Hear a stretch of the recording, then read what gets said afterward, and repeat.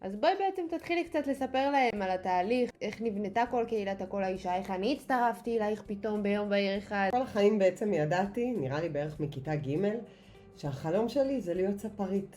החלום שלי זה לייפות נשים, לתת להם להרגיש יפות, לתת להם ביטחון, לתת להם את המילים שהן צריכות לשמוע. בעצם דבקתי בחלום בערך מכיתה ג' עד היום. והגשמתי, יש לי ראש של יזמית, והקמתי סטארט-אפ כזה חדש, שקוראים לו ניידת היופי. מספרה ניידת לנשים, שבהם הייתי מגיעה לבתים של אנשים, מייפה אותם, מסדרת אותם, הגעתי עם כל הציוד הדרוש, כיור וצבעים ופנים, אפילו מגבות סחבתי איתי ללקוחות, בעצם כדי לתת להם להרגיש יפות. הקמתי את העסק מתוך צורך לתת לקשישות בעיקר ונכות וכל מי שמוגבלת את הזכות להיות יפה, גם להם מגיע. ככה הרמתי את הכפפה, ניתגתי את הרכב שלי בצורה מושלמת, קניתי את כל הציוד הדרוש, אפילו כבל מעריך היה לי איתי. ובעצם כל פעם שהייתי מגיעה ללקוחות הביתה, הם היו מבקשות ממני שירותים. השירות הראשון שזכור לי שביקשו ממני זה ספורט הביתה. איזה קשישה שלי אמרה לי, אני מתנוונת, אני לא יכולה לזוז. ומפה בעצם התחלתי ליצור קשרים עם כל מיני בעלות עסקים בכל מיני תחומים, בשביל לקשר ביניהם עם הלקוחות שלי. ככה הצורך של השירותים כל פעם מלקוחה ללקוחה גדל. היא ביקשה עורכת דין, היא ביקשה ספורט, היא ביקשה עוגות, אחת ביקשה ציפורניים. בעצם הצורך של השירותים גדל. ואז התחלתי לקחת ככה בנות שנעבוד ביחד, בשיתוף פעולה. ומפה בעצם קם כל הרעיון. התחלנו להיפגש ולעשות ארוחות משותפות ביחד. ומפה בעצם קמה קהילת הקול האישה. מתוך בעצם המקום של לדאוג לאנשים שאין להם את היכולת לצאת מהבית. בדיוק. אני זוכרת שעשיתם התנדבויות ביחד, והלכת לפתחת גמח של שמלות קלה וערב, כדי באמת לאפשר לנשים שלא יכולות להוציא סכומי עתק, להיות יפות באירוע שלהם, בין אם זה קלה שמתחתנת, ובין אם זה אימא שמחתנת ילדה והמצב הכלכלי לא כזה מזהיר. זכותה להיראות יפה. גם. עם הזמן בעצם כל החיים דחפתי את עדן ללמוד ספרות. היא לא רצתה ואני התעקשתי, עדן תהיה ספרית. והראש היחיד שהיא מוכנה לעשות לו בשיער זה ראש של אמא שלה. עשו לי פנים, עשו לי צבעים, היא עשתה לי פנים, צבעים, מה לא? וכל זה כדי שאני אוכל להגשים את החלום שלה. שלי. החלום שלי בלבד, לא שלה, שלי בלבד. אז באמת ככה כפיתי עליה את החלום שלי, ואז הבנו שעם הזמן שהחלום שלי הוא נשאר בגדר חלום, כי היה פאנץ' מאוד מאוד גדול באמצע.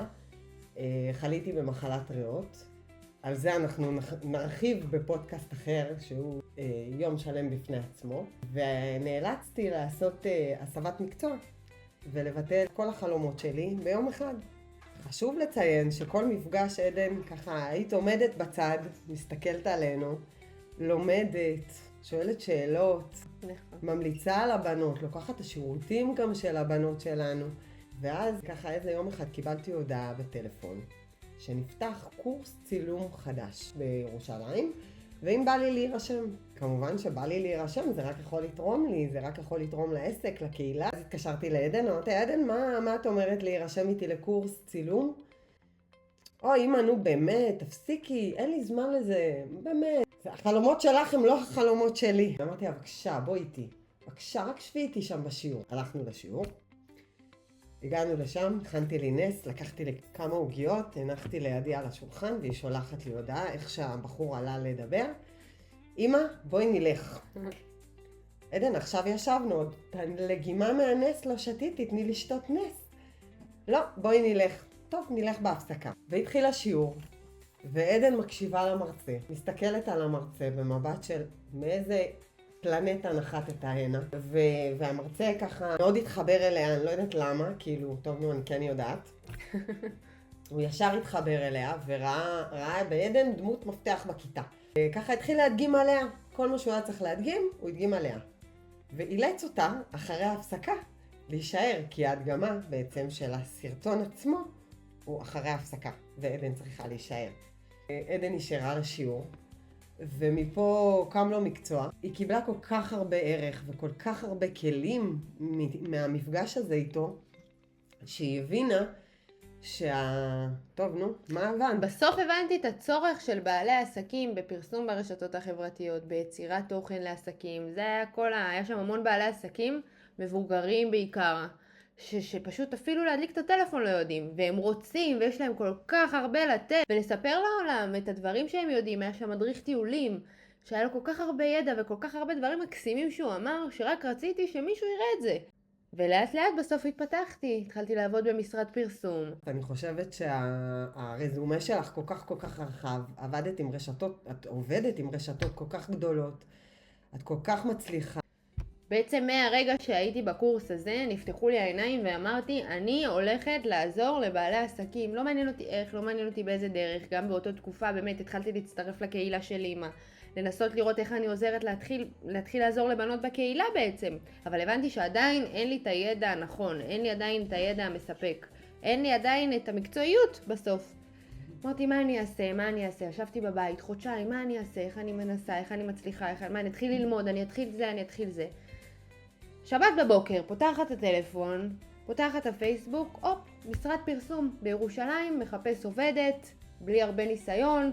יאללה, אני שולחת לו הודעה, כמובן שזה בזכות אורי הבן זוג שלי, שלא ויתרתי. בלי יותר מדי שיפוטיות, בלי יותר מדי שום דבר.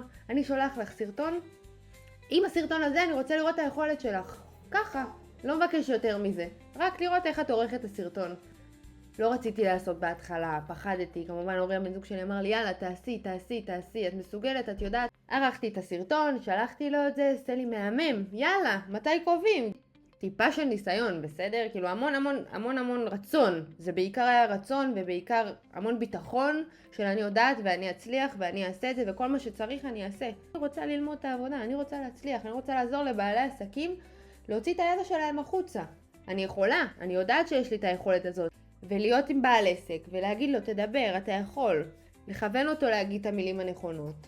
ומשם הכל בעצם התחיל. גם היום אני עדיין שמה ועושה. והיום אני בעצם פותחת פודקאסט, כי אני חושבת שהרבה בעלי עסקים יש להם מה להגיד, ולאו דווקא בסרטוני משחק או בסרטונים של מכירת מוצר. מכירת מוצר לצורך יותר לדבר על עצמם, על הגדילה שלהם, על הצמיחה שלהם, לתת כוח לאחרים. בדיוק. להראות לאחרים זה אפשרי. אתם יכולים לבוא ולדבר ולשתף, ויש לכם את המקום הזה, יש מי שישמע אתכם. היום ברשת החברתית יש כל כך הרבה אנשים שאני רואה, שלפעמים מדברים על שטויות, לפעמים מדברים על דברים חכמים. יש בזה הכל מהכל. אז אני חושבת שלכל אחד יש את הדברים החכמים שהוא יכול להגיד, ואני יודעת להוציא את זה החוצה. נכון, בצורה הכי טובה שיש, בצורה הכי אותנטית. כן. לגרום לו להרגיש בנוח מול המצלמה.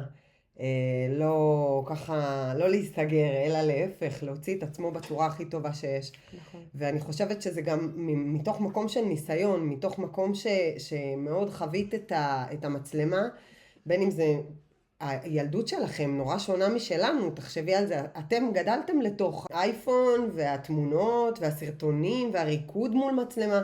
נכון. בדור שלנו זה לא היה קיים, ICQ או כאלה שכאילו זה היה דרך תקשורת שלנו עם העולם. והיום הכל הרבה יותר מודרני ויותר קל, והיום להוציא את עצמך החוצה, במיוחד לבני גילי ומעליי, זה הרבה יותר קשה. אז פה באמת את נכנסת לתמונה ואת גורמת להרגיש כל כך וואו, וכל כך שהעסק שלה הוא מורגש, רואים אותו, הוא קיים. ועל זה מגיע לך שאפו ענקי.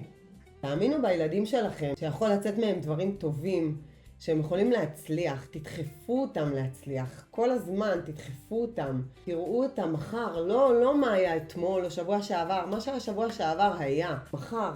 את הטכנולוגיה שמתקדמת, לתת להם דרייב, לדחוף אותם קדימה, והשמיים הם הגבול מפה.